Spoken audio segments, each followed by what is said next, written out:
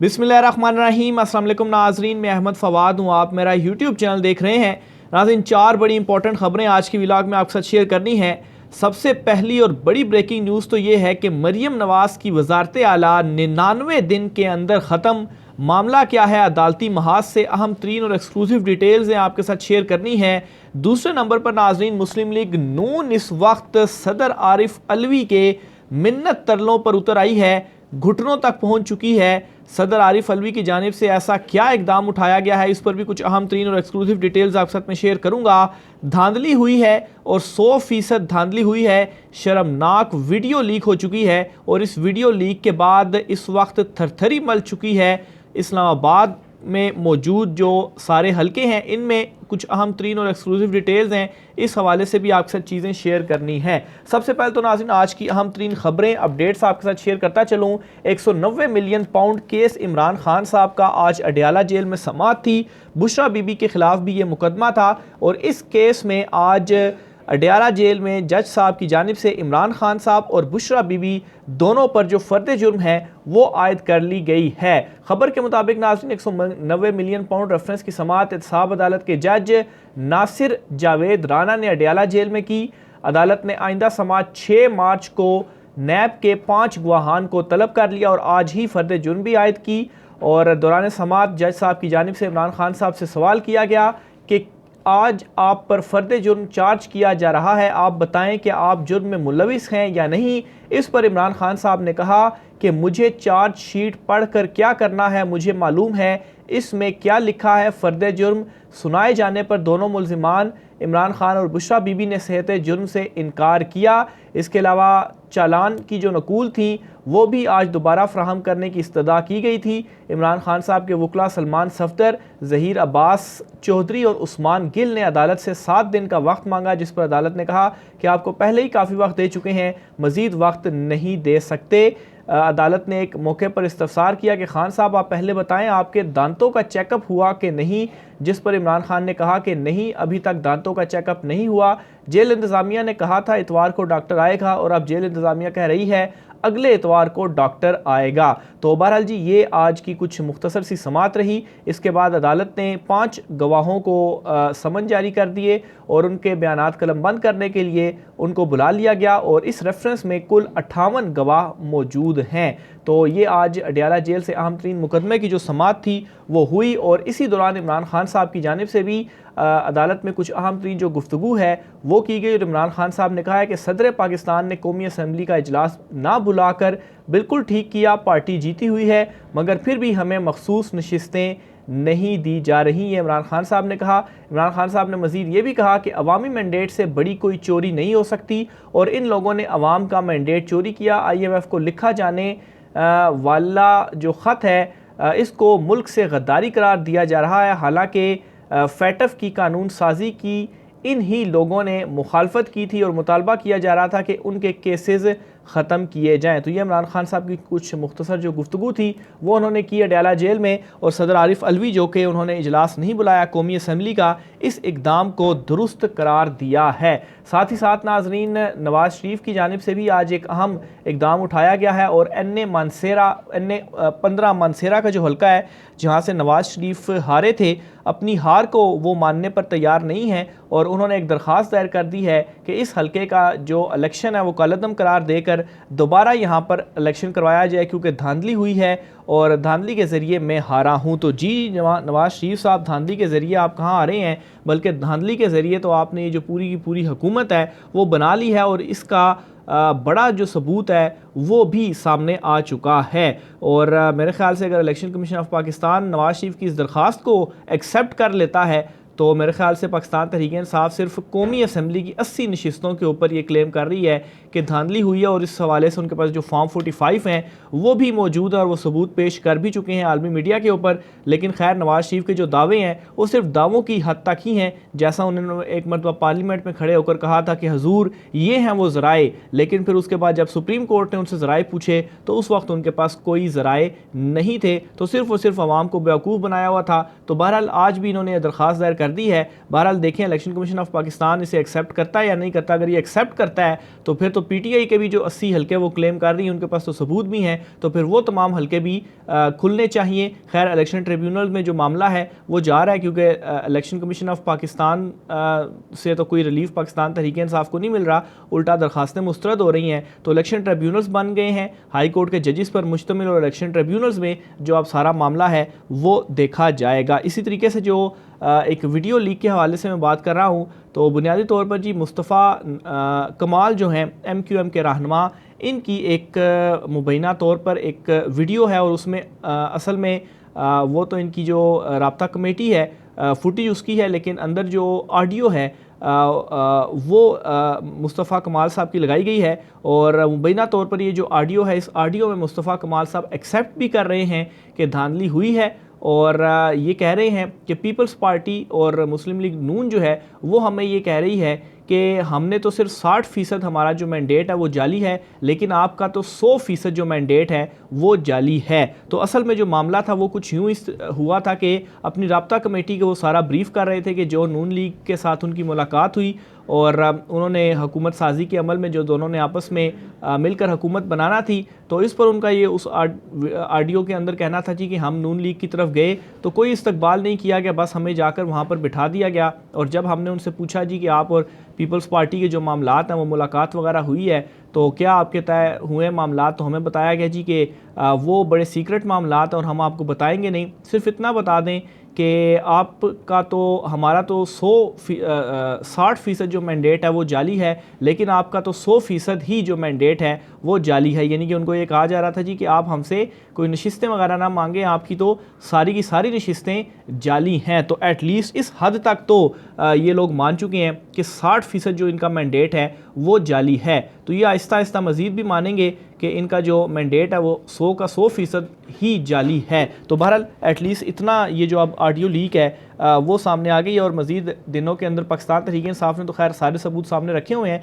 लेकिन मज़ीद दिनों के अंदर ऐसी जो आवाज़ें हैं वो मज़ीद आपको सुनाई देंगी। तो ये बड़ी ख़बर है जी आज की, और इस ऑडियो लीक के बाद एक जो थरथरी है वो भी मच चुकी है कि देखें क्या जो मुस्तफ़ा कमाल की जानिब से MQM के अंदर इस तरीके से जो बातें हैं वो हो रही हैं, और बिल्कुल एतराफ़ किया जा रहा है, और मेरे ख़्याल से शर्म भी नहीं आ रही कि एतराफ़ भी कर रहे हैं कि मैंडेट जाली है, लेकिन उसके बावजूद भी जो हुकूमत है वो भी बना रहे हैं। मरीम नवाज़ की जो वज़ारत आला है वो सिर्फ़ और सिर्फ 99 दिन की अब मेहमान रह चुकी है।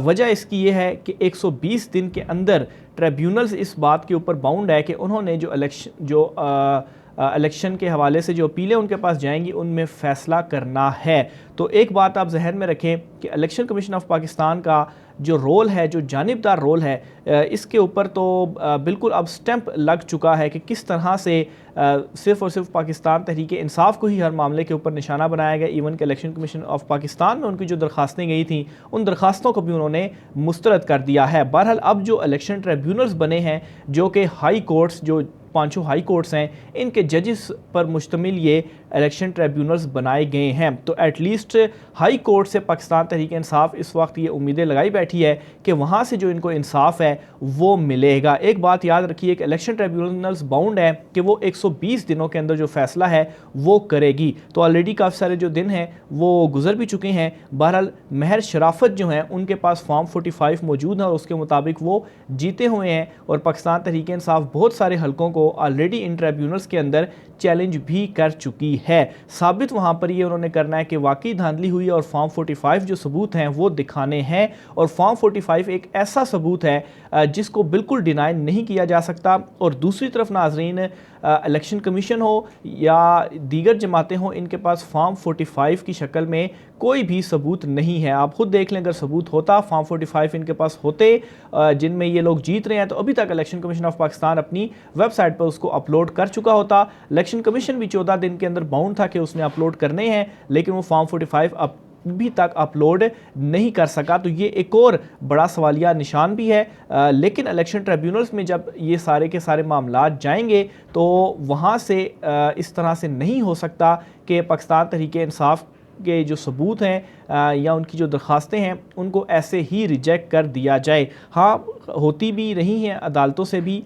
जो मामलात हैं, लेकिन अब बिल्कुल ही इसको ऐसा नहीं कहा जा सकता कि अंधेर नगरी ही हर तरफ मची हुई है। बहरहाल इलेक्शन ट्रिब्यूनल्स में जो रिलीफ मिलेगा इसमें मरीम नवाज़ जो कि नशिस्त हारी हुई हैं और उसी नशिस्त की बुनियाद पर ही वज़ारत आला उनके पास गई है या वो उन्होंने अपने आप को वज़ारत आला वज़ीर आला चुनतखब करवाया है। तो 99 दिन रह गए हैं, 99 या थोड़े बहुत ऊपर नीचे प्लस माइनस कर लें तो इन दिनों के अंदर ये बाउंड है। इससे पहले भी जो फैसला है वो इलेक्शन ट्रिब्यूनल का सामने आ सकता है, लेकिन इलेक्शन ट्रिब्यूनल्स ने इन अपीलों के ऊपर फैसला लाजमी करना ही करना है और कोई सूरत नहीं है।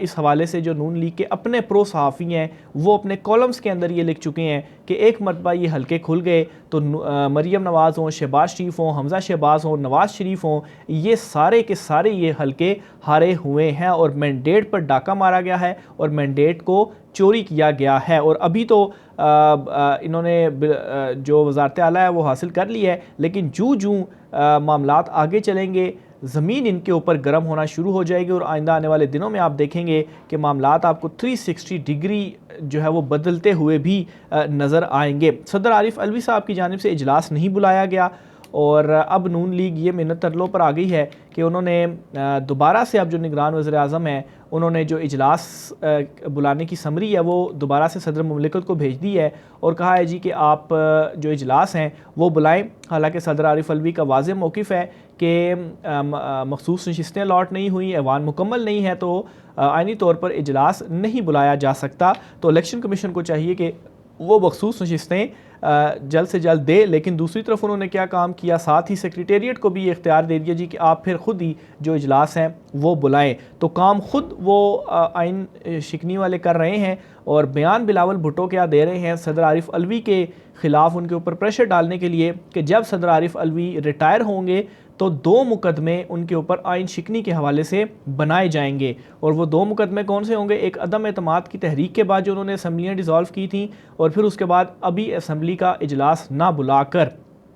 तो ये बिलावल भुट्टो साहब हैं जो कि अभी से ये कह रहे हैं कि हम जो मुकदमे हैं वो आपके ऊपर बनाएंगे और ये वो लोग हैं जो कि जमहूरियत का राग जो है वो गाते हैं और ये कहते हैं जी कि हमने कोई मुकदमे नहीं बनाने। और मरीम नवाज़ क्या स्पीच करती है जी कि हमने किसी से कोई बदला नहीं लेना। मेरे ख्याल से अब पीछे बच क्या गया है कि आपने किसी से कोई बदला लेना है। इलेक्शन कमीशन ऑफ पाकिस्तान ने सदर मुमलिकत के इंतखाब के लिए जो शेड्यूल है वो भी जारी कर दिया है और इस शेड्यूल के मुताबिक 1 मार्च को सदर के इंतखाब का शेड्यूल और पब्लिक नोटिस जारी करेगा इलेक्शन कमीशन। आइन के तहत कागजात नामजदगी जमा कराने के लिए एक दिन मुकर्रर किया जाएगा।